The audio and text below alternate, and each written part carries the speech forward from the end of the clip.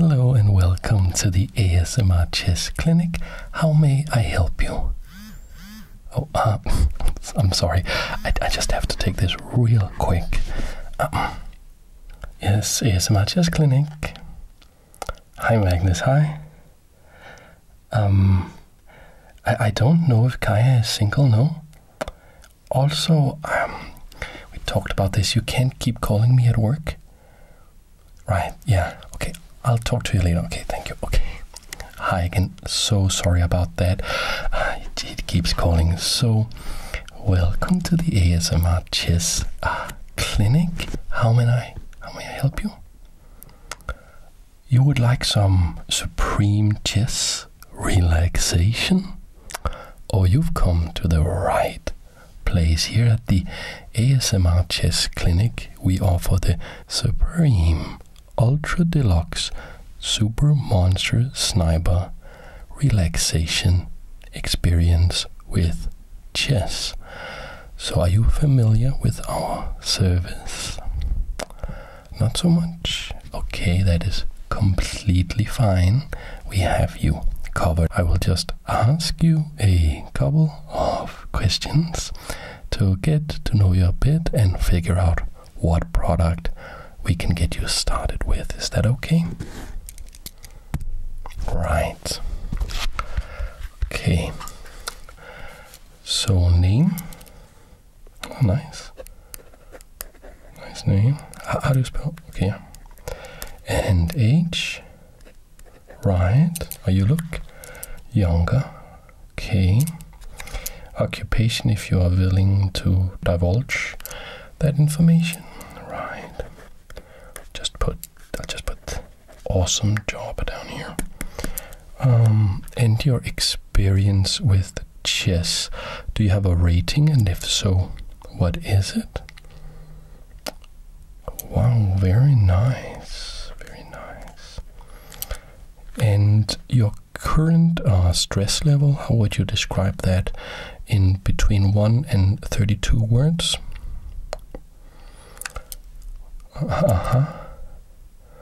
Right. Right, okay.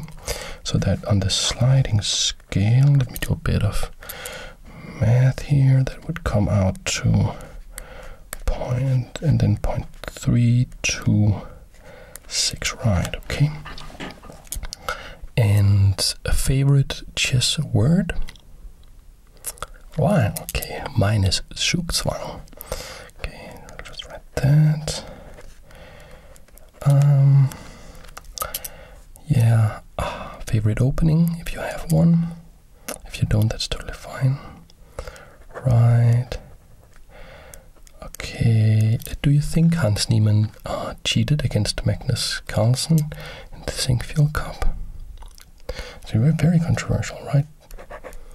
Yeah, people can't seem to agree on that, yeah. But we need to know for relaxation purposes. Right.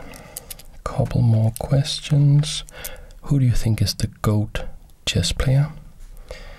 No, I mean actual GOAT. Right.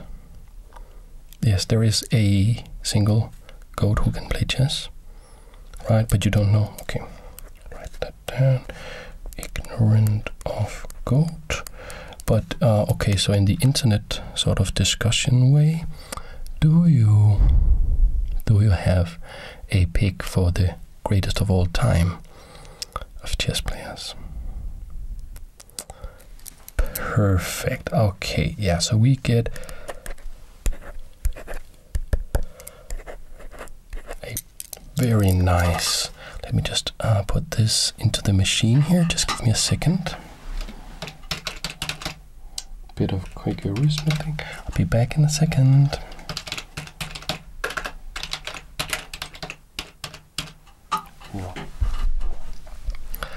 Right, so what the machine has come up with is that the perfect starting package for you will be a very relaxing experience.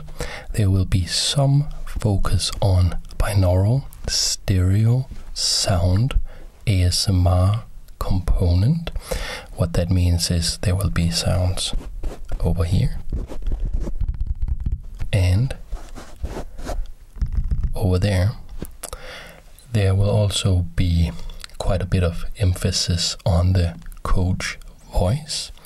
So you can see I can have this voice, I can whisper, and I can make small sounds and mouth sounds, and I can repeat the word Capablanca. Yes, that may seem a bit random to you, I can understand. The thing, my friend, is that Capablanca, can you see how it works? Capablanca was a world chess champion some 100 years ago. He was an amazing chess player, a perfect gentleman of chess, and he has one of those names that if you repeat it like so. Listen to the details here. Capablanca, Capablanca, Capablanca, Capablanca, Capablanca, Capablanca, Capablanca. Right? Can you see that? Right. So all of those will be components in your ASMR relaxation chess experience. We will not ask you to think at all or exert yourself in any way here in your first visit at the ASMR chess clinic. Rather, I will just be playing games on the ChessUp board, the most advanced piece of chess technology in the world. And I will talk to you about my feelings, my thoughts, and everything while I play the games. Here's a thing that may not be intuitive. This guy, don't want that guy, and that guy would be you. I don't want you to really think about what I'm saying. Right? It's because I want the active, rational, stressed out part of your brain to just let go and relax. And I want to bypass that, and I want to reach a deeper level of your consciousness where you are more relaxed. You will not learn quickly like this, but you will be very relaxed and you will internalize the lesson much better. It will be much better for your relaxation experience and for your chess life going forward. So let's get started.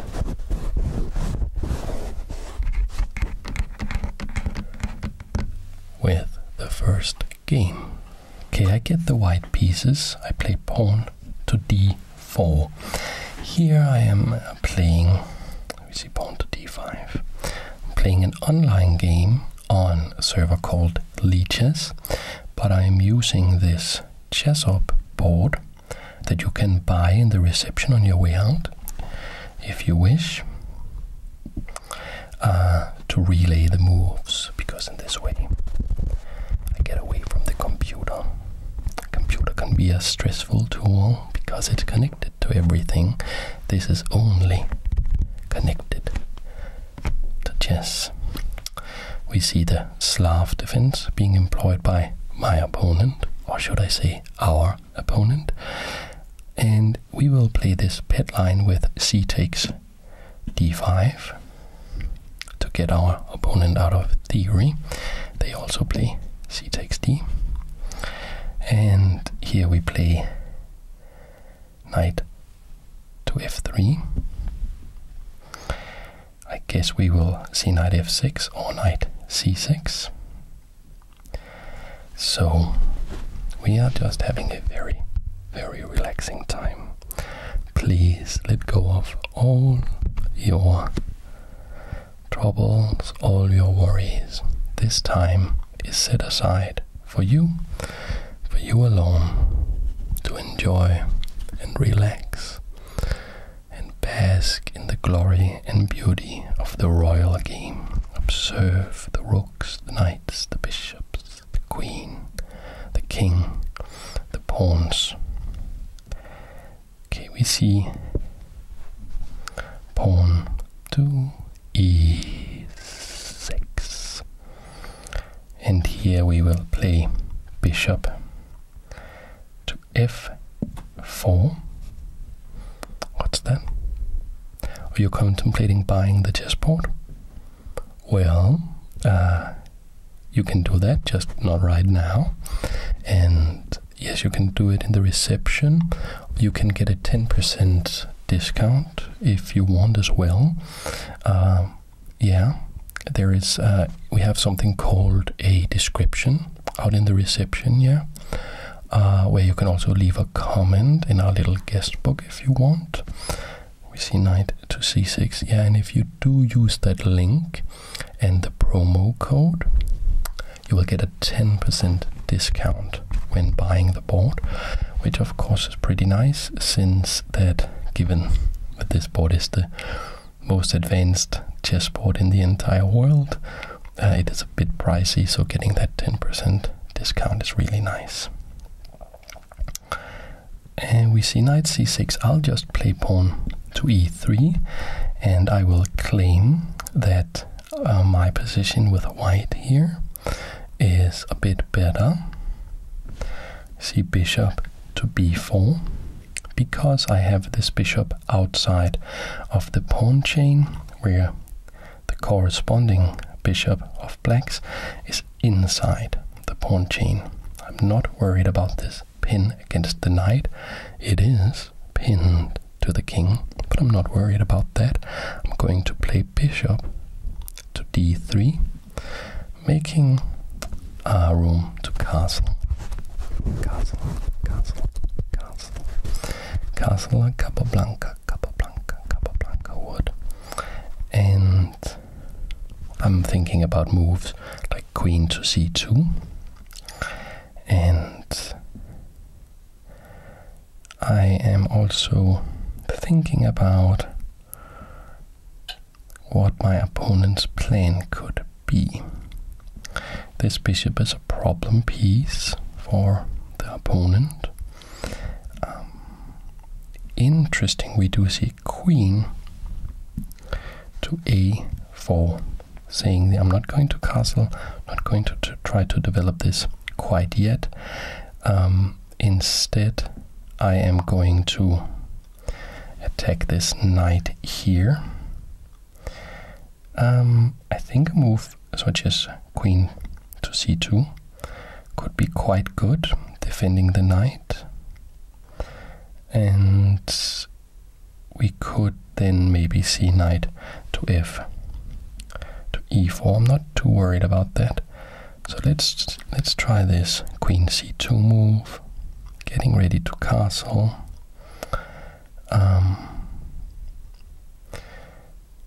Let's say that we see a move like knight to e4. We could consider just chopping it off with the bishop. That seems a bit unnecessarily complicated. Yes, yeah, it may sound weird, yes, how I overpronounce words and have these inflections in my voice. But just trust me, we have done a ton of scientific research, and in the long run, if you listen to this for long enough, it will relax you and help you sleep. Knight to e4. Knight e4. So we do see quite a bit of pressure being exerted on the pawn here. Let's say we play rook c1. You could see knight takes knight, bishop, knight takes knight, pawn takes, bishop takes, queen takes, queen takes, queen takes, so we win that. But after rook c1, we could see a move like queen takes a2. I am not too afraid of that, So rook c1. Yes, exactly. Knight takes queen on a2 is not possible because the knight is pinned. So we see bishop takes. We of course then play pawn takes, which is very nice because now the queen defends a2. No problem at all. We are looking to castle. We see bishop to d6. So we first just castle. This may not be strictly necessary. But it helps us relax, because now it's very hard for them to get to our king. And as you can see, I've been trying to play in a relaxed manner, where I have castled the king to safety. This king could be you, snug as a bug in a rock, snug as a bug in a rock. In your castle, you have your pawns protecting you, you have your rook protecting you, and all the rest of the pieces. We see rook c8 from our opponent, all the rest of our pieces just all doing something. Bishop attacking all these squares, knight can come to the center, queen and bishop here attacking this knight, and I think we may just chop off that knight, because right now we can see move like knight to b4 is a move.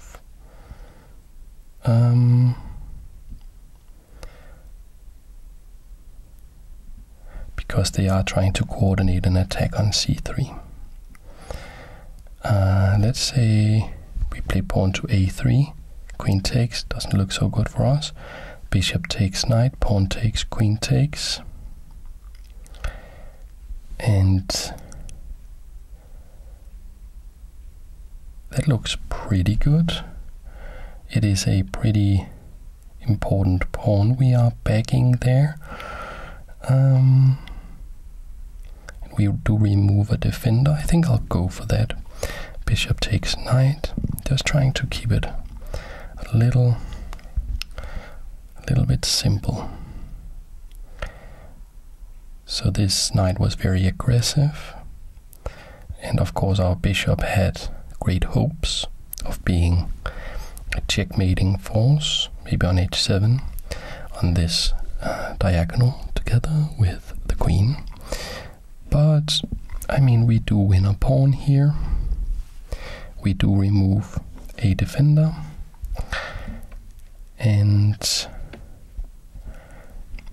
the pawn we remove also is a big pawn, the d pawn. It's a center pawn. Okay, now the queen is not in this pin. Oh, are you afraid I would lose the game? I see castles. Actually, you don't have to be afraid of that, or anxious at all, because we are not playing to win. We are playing to relax. Come rain or come shine.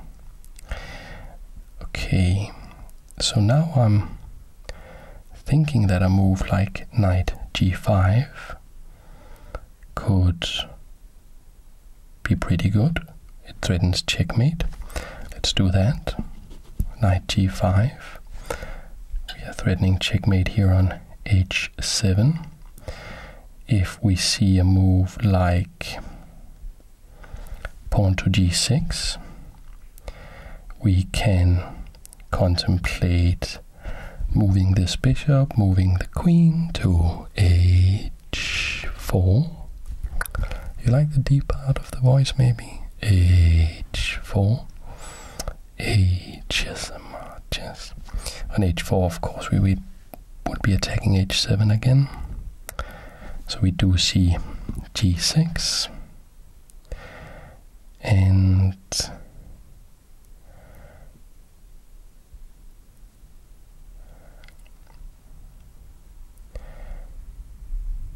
problem with moving the bishop right now is, of course, it will fall to the queen. I mean, the knight will fall because the queen is attacking here. Another move that may be quite good would just be to push this pawn. I think we're going to do that. Play pawn to c4 with the idea of playing pawn to c5, locking the queen out. And if we see some queen takes a2, I think we will be very, very happy. With our position, we can give that pawn back. It's nowhere near as important as the central pawn. And I'm not too afraid of any knight jumps. Knight b4 doesn't seem to do anything. Yeah, so we are relaxing. Just having a good time with the chess. Just relaxing. Thinking about the chess giants of the past. Do you know? Oh! Pawn to b5. What a curious move. So I think we're just going to play pawn to c5, and we are creating a good square for the knight on d5, so we can see something like this, knight b4 going after d5. But look at this, with this knight not being attacked, we can gain a tempo against this rook. And then we can move the queen to h4, going for checkmate on h7. So we're trying to use the pawns. So just okay, they're trying to make the bishop better. They're playing bishop c6. They're saying, oh, my pieces are being blocked out over here, but I can have this active piece. But we wanted to put the queen on h4 anyways, which threatens checkmate now. And they advance the pawn.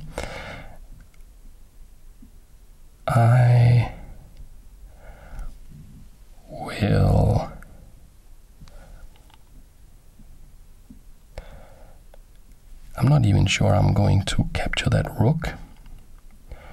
I think I'll just play pawn to g4, because I kind of just want to open a hole here, and this bishop can be extremely strong. It can come to e5 as well, so I can go for a checkmate on g7. Of course, by playing this g4 move, I have made this bishop extremely strong, because it is now looking towards the king. So you can see if a knight could magically land on a square like e2, that would be checkmate. We would be checkmated. Oh dear. But even if that happens, we are not going to have any real problem with that, because we had a good time getting there, and we are relaxed. Do you know the history of the world champions? I can teach you the names, and then we can work further on your next appointment. The first world champion officially was Wilhelm Steinitz, but his real name was actually William, but he's always referred to as Wilhelm, so that's what we'll call him, Wilhelm Steinitz. It looks like our opponent simply resigned there. That animation you saw showed that they resigned. I think we can have another game, don't you think? Before Wilhelm Steinitz, we had a guy like Paul Morphy, was an unofficial world champion.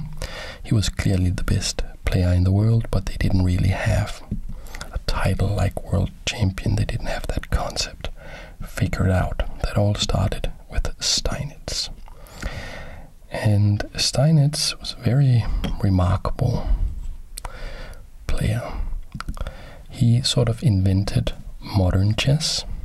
Before Steinitz, it was all sacrifices and open wild games, and one of Steinitz's opponents said of him, "Oh, Steinitz, he's a bastard. He will steal a pawn like a thief in the night and then use it to win the game," because he sort of introduced what we call positional chess, where you work to gain a small advantage and grind it out. And he was succeeded by a guy called Emanuel Lasker. Very interesting guy. Let me just start a new game. He started out as a very, very poor man. Very poor young boy. He was sent to live in the big city with his brother, and at some point they were so poor that they were sharing a single pair of pants. So only one person could go out at a time, and they were living as chess hustlers. And he was a remarkable person. He was an absolute genius. He did a lot of things in his life. He became chess world champion. He was a chess world champion for more than 30 years. And he became a professor of mathematics. He wrote books on mathematics. He wrote books on philosophy. He was a friend of Albert Einstein, the father of relativity. Einstein even wrote the introduction to one of his books. So, very, very interesting guy. And he has a good quote about the guy who succeeded him. That guy was Jose Raúl Capablanca of Cuba. And he was a boy wonder. He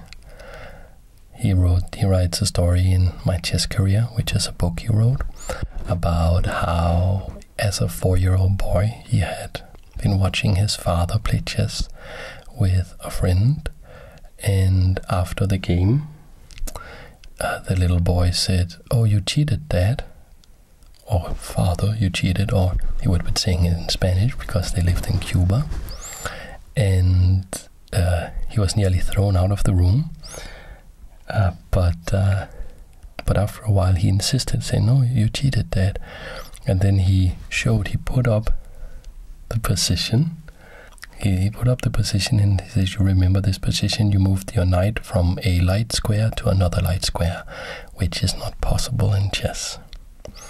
And that was how he got his start in chess. Okay, we have a game. I'll play pawn to d4 again. We see the same pawn to d5. We play pawn to c4. This is the benefit of studying openings. We have seen this before.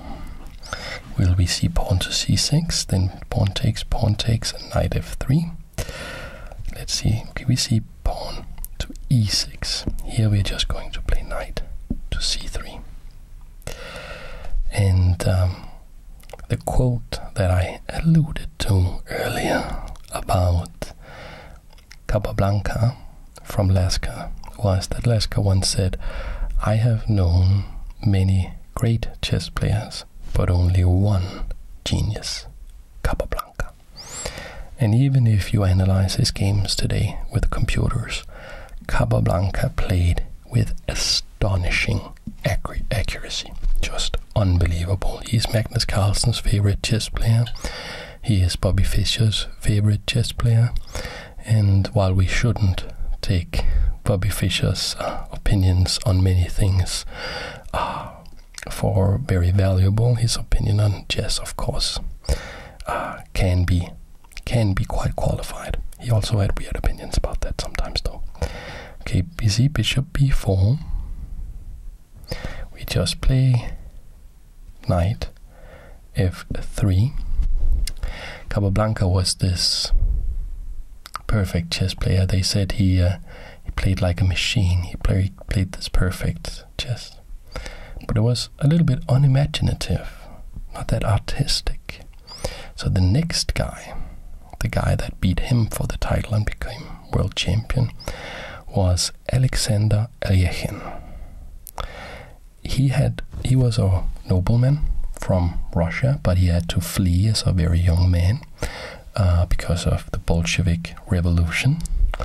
And he had a crazy life, just unbelievable. He got he fled from the Bolsheviks, and he was like, he would have been a multi-billionaire today. He was unbelievably came from an unbelievably wealthy family, and then he lived in poverty, playing chess, then trying to make it as a chess player. His development was very slow. He got trapped in France during the Second World War, and his death was mysterious. There are speculations that he may have been poisoned. But he was a hell of a chess player, I can tell you that. Okay, they play d takes c. Here I think just e4 for the bishop to attack the pawn. And even if we never get that pawn back, our center here should be quite good. Okay, we see pawn to c6. Oh, no, we see knight to c6, sorry. Knight to c6. So let's just go ahead and capture this pawn here on c4. Very nice position we have here. Alyechin's chess may not have been completely correct or completely sound, but it was imaginative as all hell. He would sacrifice pieces, he would use pieces in new ways, exploit just the smallest crack in his opponent's defenses and make these long combinations, and our opponent is just blundering a piece with knight takes d4. It's defended twice, so we will just capture it with the knight. Knight takes d4, and that's how Alyechin was able to overcome Capablanca. And Alyechin died while holding the title. Okay, pawn to c6. Let's just castle. So we are ahead, so much ahead in this game, so we don't want any surprise attack against our king. They held a tournament to determine the challenger. Oh, excuse me. Alyechin was briefly beaten by Max Euwe, who was a Dutch mathematician and chess amateur. Famously, he wasn't a professional chess player. And he was world champion for one cycle. And then Alyechin had a rematch, and he beat Euwe in the rematch and became world champion again. I could even consider actually capturing this pawn here with the knight. Pawn takes, bishop takes, check, which I will do just because we're talking about Alyechin. That's totally what he would have done. Some speculative, dynamic attack. And yeah, we can afford it. We're up a lot of material and have a very good position. And Max Euwe was the guy who discovered the two-way Morse sequence, by the way. He found a mathematical proof that they had to change the rules of chess, because the rules for claiming a draw by repetition were different back then, and there was a flaw in the way they had and they had formulated it, and Max Oewe, he found that flaw, and he made a mathematical proof and found a sequence that's still used in mathematics today. But then Aljechin became world champion again. He died while holding the title. Mysterious death. There's a picture of how he looked when he found them. Quite bizarre, very interesting. And yeah, they held a tournament, the so-called Avro tournament, to determine who would be the next world champion, because obviously nobody could get the title from Aljechin since he was dead. And that tournament was won by Mikhail Botvinnik of the Soviet Union. And this would mark a very long time where the Soviets would absolutely dominate world chess. Okay, we see c takes b5, bishop takes b5, check. Let's see how they will respond to that. Okay. And Botvinnik they called him king of the rematch, and he introduced the Soviet school of chess. Okay, let's see, they play bishop d7. He introduced the Soviet school of chess. Can we do a cool thing? No, not really. I was thinking about some bishop g5, sacrifice, queen takes, and then if we could get rid of the knight quickly, we could have... Oh, we can. Okay, so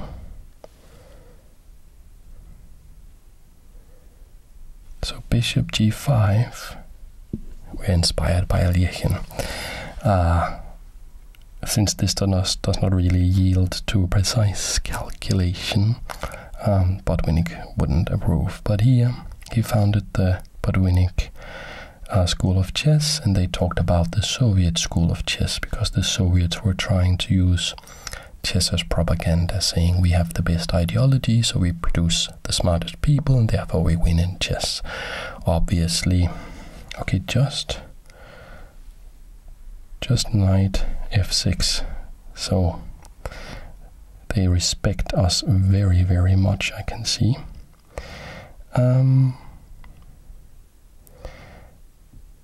I am guessing that maybe a move like pawn to e5 could be good.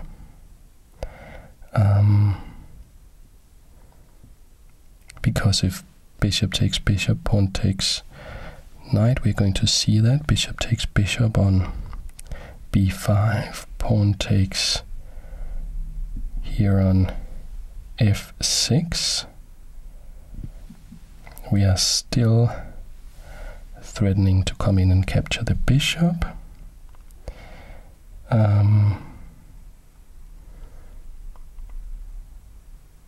So I'm guessing pawn takes pawn, maybe bishop takes pawn, queen takes, and then knight takes bishop, maybe, because the knight would be stronger then, because with the queen out of the way we would threaten c7. Anyways, Botvinnik they called him king of the rematch because he lost his title to Vasily Smyslov, another Soviet, who was an opera singer also. He then had a rematch against Smyslov and got the title back. He then lost the title again to everybody's favorite player, Mikhail Tal, who is this just unbelievably amazing dynamic player. And then there was a rematch again, and Botvinnik won in the rematch again. And then finally he lost to Petrosyan. Petrosyan was also a Soviet and who was also a KGB agent for real. So very serious person. So are we playing bishop takes pawn? I think so.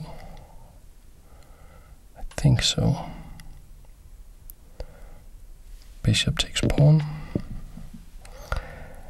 And Petrosian, they called him Iron Tigran because he was called Tigran Petrosian. And there is a modern day grandmaster named after him, and he's the modern day grandmaster that's very famous for a meme with a hate flame message he posted to, I think, Wesley So once. Kind of funny. And okay, we see queen takes bishop, and then of course knight takes bishop on b5, and we are threatening some knight c7. We are threatening queen a4, and it was almost impossible to beat Petrosian. Okay, we do see rook d8,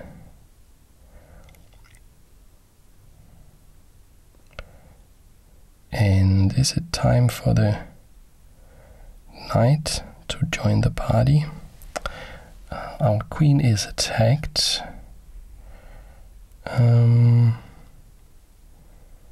Let's just play this knight check so they can't castle. He was impossible to beat. He didn't do that well in tournaments because he would draw so many games. I mean, he was a world chess champion caliber player, so he didn't do poorly in tournaments, of course. Here, let's play queen a4, threatening the bishop with check, threatening the pawn on a7. But along came the first truly universal chess player, Boris Spassky. He could play wild attacking games, he could play slow positional games. He was a very, very well-rounded player and played all phases of the game equally well. He could play end games, he could play anything very, very well. So he beat Petrosian. He was also a Soviet. And then there was the most famous match in all of chess history, where an American, Bobby Fischer, in 1972 in Iceland beat Boris Spassky and became the world chess champion. And Bobby Fischer was a tremendous chess player, genius like the world had never ever seen before in chess. He had devoted everything in his life to chess. Everything.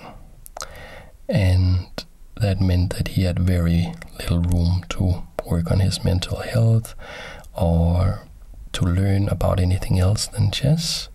So he was not informed about anything. He had very backwards, bigoted views even, and he would also suffer from a lot of mental health issues. So after the match in 1972, he actually quit playing chess. He had some demands for a return match against Spassky that were just not reasonable. So the winner of the candidates tournament that had qualified to play against him then became the default world champion. That was a guy called Anatoly Karpov. He beat Viktor Korchnoi. All these people are Soviets. In the final, in a match, they had these candidate matches where all the top players would play matches against each other and to see who could get further. And there was some doubt, is he really that good? He didn't beat Bobby Fischer, he didn't really win a real world championship. So Anatoly Karpov just went on a 10-year tear through chess, unbelievably, just winning a record amount of tournaments. Like nobody had ever seen that before, how he just won tournament after tournament after tournament after tournament. and he played 2 world championships against the same guy, Viktor Korchnoi. They hated each other, but he won both of those. And there were like so many controversies and stories about them hiring psychologists and hypnotists and stuff to mess with each other, and it's just yeah, it's crazy. And we see bishop e7. I think we can afford to just capture the pawn here. So we play queen takes a7. And after 10 years, along came a guy, still Soviet. We're now in 1980.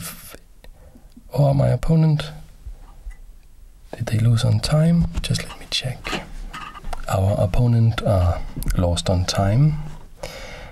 I think their best move in this position, probably something like rook to d7. Just trying to get this knight. I don't think it's going to work. We could, for instance, just move the queen while protecting the knight, and yeah, then maybe they're trying some checkmating attacks, something against us, but we are cool, calm and collected. We have these 2 passed pawns. We're just going to make some queens while protecting, and yeah, that's going to it's going to win us the game. And yeah, let's just finish the story about the world champions. Okay, is that okay with you? All right, we do have like a couple minutes left of the session, anyways. So Kasparov played Karpov. He was only 21 years old in the first match, and that was in 84 actually. But the rules of that match was you had to get 6 wins, and when you got to 6 wins, you would win the match. And Karpov got to 5 wins, so it was 5-0. And then he just couldn't get that last win. And they played on. Kasparov scored 3 wins, and they were just, Karpov didn't win a game. And the match took 4 months. And after 4 months, the International Chess Federation just stepped in and said, you have to start over some other time. This is ridiculous. We can't have a half a year match or whatever it is you guys are doing. Karpov and Kasparov were like so mad about that. They were just, no, I want to beat this guy. And it was the start of the most epic rivalry in all of chess history. One of the most epic rivalries in all of sports history, really. Then he came back. Kasparov came back. There was another match in 85 where he took the title from Karpov. Very close match. And he would face Karpov many times for the world title. 4 times in total they played. And he managed very, very, very closely to hold on to his title. Kasparov did. Their final score in all of their games is 21 wins to Kasparov, 19 wins to Karpov. So a 2-game difference. Just unbelievable. And Kasparov lost the title then in the year 2000 to now a Russian, because the Soviet Union had collapsed, called Vladimir Kramnik, who had studied Kasparov's play style. Kasparov played this unbelievable, dynamic, concrete chess, much in the same spirit. It was very artistic, like Alyekhin, like Mikhail Tal. But Kramnik had found a weapon, some old dusty book, some opening they would play 100 years ago, called the Berlin defense. And it was so dry, and it was so boring, but it had these small nuances where you had to have this super deep understanding of chess. And he studied that and said, you know, people always said this opening is bad, but it's actually good. It's actually almost impossible to win against this opening. So I'm just going to play this against Kasparov, and I'm going to frustrate him so much that he can't do all his spectacular fireworks on the chessboard, and that's how I'm going to win. And he did, and Kasparov lost 2 games in 2000 in that match, and he didn't win a single one, which was completely unheard of. If you were not around, you know, it's very hard to understate just how dominant a chess player Kasparov was. Kramnik then went on to lose his title. He defended it against Peter Leko, against Vasilin Topalov, and then he lost it to the Lightning Kid, Vishwanathan Anand of India, who is one of the coolest guys ever in chess. He's polite, he's humble, he's funny, he is extremely good at chess. Extremely good at chess. He lost the title to him, and he then defended it against Topalov. Then he defended it against Boris Gelfand in 2012, and in 2013 he met a very young Magnus Carlsen. Magnus Carlsen then became world champion, took it from Vishy Anand. Then he defended his title against Karyakin, against Caruana. At first he actually defended it against Vishwanathan, who qualified to play him against, won the candidates and everything. Defended against Anand, and then Karyakin, then Caruana, and then Nepomniachtchi. Then he resigned the title, interestingly, because he didn't want to play anymore.